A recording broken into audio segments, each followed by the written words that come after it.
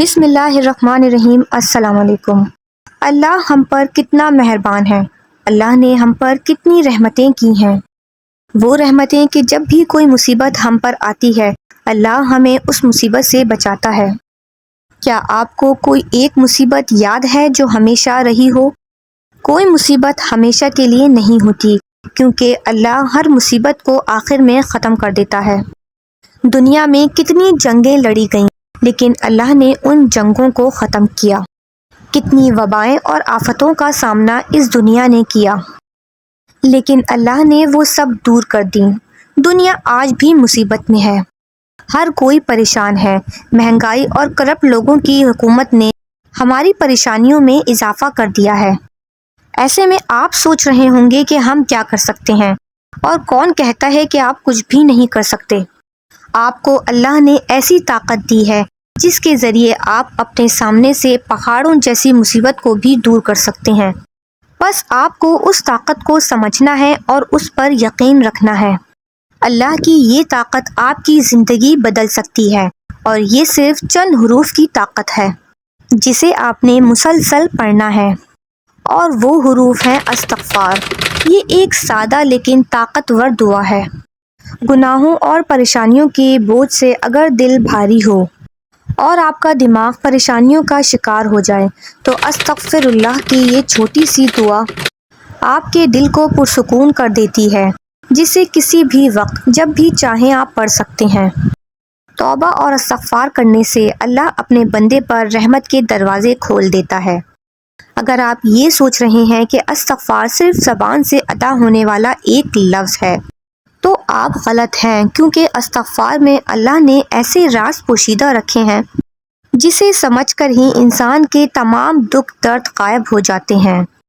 یہ اتنی طاقتور دعا ہے کہ اسے دن میں کثرت سے کرنے کے اتنے فائدے ہیں کہ آپ سوچ بھی نہیں سکتے۔ اگر آپ یہ جاننا چاہتے ہیں کہ استغفار کیسے ایک انسان کی زندگی بدل سکتا ہے اور اس کے ظاہری اور پوشیدہ راز کون سے ہیں، تو آج کی یہ ویڈیو آپ کے لیے ہے۔ وقت تیزی سے گزرتا ہے۔ اگر کسی نے وقت کی قدر کو نہیں سمجھا تو وہ اس طاقتور دوا کو نہیں سمجھ سکتا جو دوا ہمیں مصیبت اور پریشانیوں سے نکالتی ہے۔ وہ دعا ہے استغفار کی طاقت۔ استغفار اللہ کے نور کی وہ شیلڈ ہے جو انسان کے گرد تب بنتی ہے جب وہ انسان خود کو اللہ کے حوالے کر کے قرآن و سنت پر عمل کرنا شروع ہو جائے۔ تو خود سوچیں، جو اللہ کی شیلڈ کی حفاظت میں آ جائے اسے کون نقصان پہنچا سکتا ہے؟ یہ ہمارے اعمال ہوتے ہیں جو ہمیں اس شیلڈ میں محفوظ کر کے ہمیں شیطان کے حملوں سے محفوظ رکھتا ہے۔ لیکن شیطان مسلسل اس کوشش میں ہوتا ہے کہ کسی طرح اس شیلڈ کو توڑا جائے اور اس انسان کو گناہ پر آمادہ کیا جا سکے، جس کے لیے وہ اس شیلڈ میں ایک سوراخ کرنے کی کوشش کرتا ہے، جس سوراخ سے وہ گناہوں کو اندر بھیج سکے۔ اور شیطان جن طریقوں سے گناہوں کو اس شیلڈ میں داخل کرتا ہے وہ آپ سوچ بھی نہیں سکتے، اور ایک گناہ اس شیلڈ میں ایک سوراخ اور کرتا ہے جس سے وہ شیلڈ کمزور ہونے لگتی ہے، اور جب اس شیلڈ میں سوراخ بڑھ جائیں تو شیطان اس پر ایسے حملہ آور ہوتا ہے جیسے سائنس فکشن فلموں میں ایلین زمین پر حملہ آور ہوتے ہیں۔ شیطان کی اس شیلڈ میں اندر آنے کی رفتار اتنی تیز ہوتی ہے کہ پھر ایک انسان کے لیے اسے روکنا انتہائی مشکل ہو جاتا ہے۔ تب وہ انسان ایک کے بعد ایک گناہ کرتا جاتا ہے، اور وہ شیلڈ جو اس نے اپنے اچھے اعمال سے مضبوط بنایا ہوتا ہے وہ ریزہ ریزہ ہو کر بکھر جاتا ہے۔ آج کے دور میں اس شیلڈ کو قائم رکھنا بہت مشکل کام ہے، کیونکہ آج ہمارا ایمان سب سے نچلے لیول پر آ چکا ہے۔ جیسا کہ حضرت محمد صلی اللہ علیہ وآلہ وسلم نے فرمایا کہ انسانوں پر ایسا زمانہ آئے گا کہ جن میں اپنے دین پہ جمے رہنے والا انگارے کو پکڑنے والے کی طرح پریشان ہوگا۔ آج کا دور وہی دور ہے جہاں ایمان کو بچانا مشکل ہوتا جا رہا ہے۔ ایسے میں خود کو گناہوں سے دور رکھنے اور اپنے ایمان کی شیلڈ کی مضبوطی کے لیے جس چیز کی سب سے زیادہ ضرورت ہے وہ ہے استغفار کی کثرت۔ کسی شخص نے حضرت علی رضی اللہ تعالیٰ عنہ کے سامنے بلند آواز میں استغفر اللہ کہا تو آپ نے اس سے کہا کہ کچھ معلوم بھی ہے کہ استغفار کیا ہے؟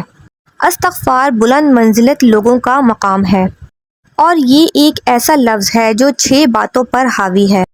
اول یہ کہ جو ہو چکا اس پر نادم ہو، دوسرا یہ کہ اس کے دوبارہ نہ ہونے کا پکا ارادہ کر چکا ہو، تیسرا یہ کہ تمام مخلوق کے حقوق ادا کرنا، یہاں تک کہ اللہ کے حضور میں اس حالت میں پہنچو کہ تمہارا دامن پاک و صاف ہو، چوتھا یہ کہ جو فرائض تم پر عائد کیے ہوئے تھے اور تم نے ان کو ضائع کر دیا تھا انہیں اب پورے طور پر ادا کرو، پانچواں یہ کہ جو گوشت حرام سے نشوونما پاتا رہا ہو اس کو غم و شرمندگی سے پگھلاؤ، یہاں تک کہ کان کو ہڈیوں سے ملا دو کہ پھر سے ان کے درمیان نیا گوشت پیدا ہو، اور چھٹا یہ کہ اپنے جسم کو اطاعت کے رنج سے آشنا کرو جس طرح اسے گناہ کی شیرینی سے لذت اندوز کیا تھا، اور پھر کہو استغفر اللہ۔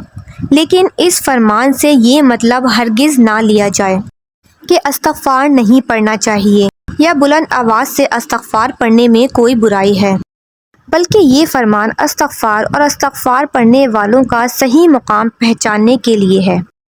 اس فرمان میں اس جانب اشارہ ہے کہ جب تک تو نے دنیا سے منہ نہیں موڑا اور گزشتہ خطاؤں سے صدقے دل سے توبہ ہی نہیں کی تو کس حق سے اللہ سے مغفرت کا طلبگار ہو رہا ہے۔ ساتھ ساتھ اس جانب بھی اشارہ ہے کہ بلند آواز میں استغفر اللہ کہنے میں نفس کی خواہش پوشیدہ ہو سکتی ہے کہ لوگ میری زبان سے استغفار سن کر مجھے پاک باز سمجھیں گے۔ اس کے ساتھ ساتھ آپ نے بلند منزلت لوگوں کی نشاندہی بھی فرما دی کہ ایسے لوگ اللہ سے مغفرت طلب کرنے کے حقدار ہیں جو گناہ کی دنیا سے خود کو الگ کر چکے ہیں، ورنہ جس نے گناہ کا ارادہ ہی نہیں چھوڑا، جس نے اللہ کی جانب رخ ہی نہیں پھیرا، تو اس کا یہ کہنا ہی درست نہیں کہ میں اللہ سے مغفرت کا طلبگار ہوں۔ اگر کسی نے اپنا رزق بڑھانا ہے تو وہ کثرت سے استغفار کرے، کیونکہ آپ صلی اللہ علیہ وآلہ وسلم سے جب صحابہ کوئی ذکر پوچھتے ہیں تو آپ صلی اللہ علیہ وسلم یا درود شریف کے بارے میں فرماتے ہیں یا کثرت سے استغفار کرنے کی تلقین کرتے ہیں۔ ایک روایت میں یہ بھی ہے کہ جو شخص کثرت سے استغفار کرنا شروع کر دے تو اللہ اس کو ہر پریشانی اور مصیبت سے نکال دے گا۔ اس کا مطلب یہی ہے کہ استغفار صرف زبان سے ادا کرنے والا لفظ نہیں، بلکہ اس کا اصل مقصد اپنے گناہوں پر شرمندہ ہونا ہے، اور ان گناہوں کو دوبارہ نہ کرنے کا مطلب استغفار ہے۔